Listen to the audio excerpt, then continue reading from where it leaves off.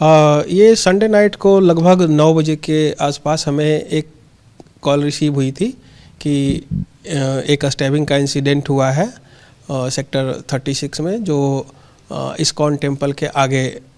तो जब हमारी टीम वहाँ पे पहुँची, पीसीआर की टीम, तो उनको वहाँ पे एक लड़की मिली जिसके गले पे चाकू से किसी ने वार कर रखा था और उससे ब्लड निकल रहा था और लड़की बेहोशावस्था में थी। तो फिर वो जब उस लड़की को लेके GMSH 16 में गए तो वहाँ उसे ब्राउड डेड डिक्लेयर कर दिया।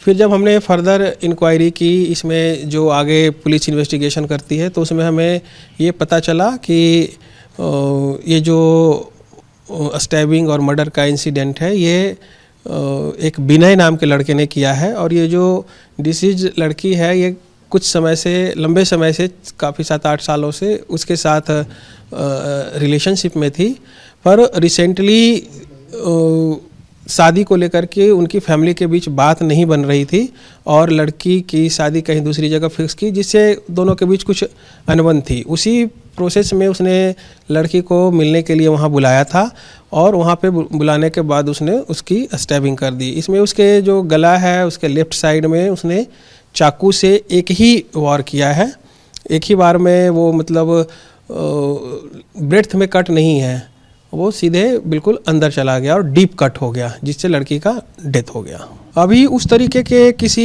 हमें PM की जब रिपोर्ट आ जाएगी तब इस पे कुछ कमेंट कर पाएंगे।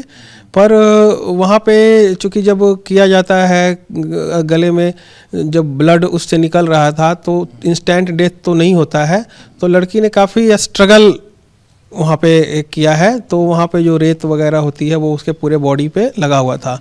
तो वो स्कफलिंग था या उस लड़की का स्ट्रगल था, क्योंकि स्कफलिंग होगी तो उसकी इंजरी होगी और उसके भी पोस्टमार्टम में आएंगे। तो वो जब पोस्टमार्टम रिपोर्ट एक बार आ जाएगी तब we will be better able to say anything. ऐसे हाँ, एक्यूज्ड को हमने अरेस्ट कर लिया है।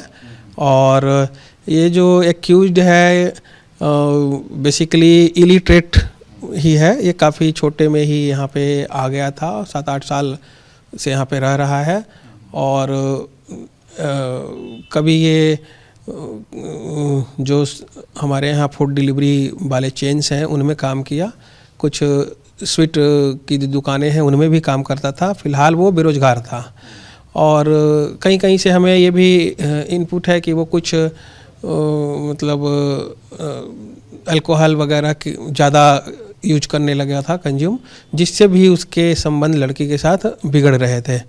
और इसी सारे प्रोसेस में उसका लड़की के साथ संबंध बिगड़ा और उन्होंने शादी से इनकार किया, जिससे ये सारी चीज़ें हुई। अभी तो उसका ब्लड सैंपल वगैरह हम लोग लेंगे और उसको कराएंगे कि अगर वो ड्रग्स भी लेता था तो उसका सप्लाई चेन कहाँ क्या था, उस पर भी हम लोग कार्रवाई करेंगे। मतलब इसमें ये था कि दोनों लंबे समय से रिलेशनशिप में थे, तो एक तरीके से ये था कि हाँ शादी करनी है। पर जो रिसेंट में कुछ उसके इश्यूज नशे वगैरह को लेके हुए, उससे वो डिक्लाइन हो गया कि ये अब शादी नहीं हो सकती है।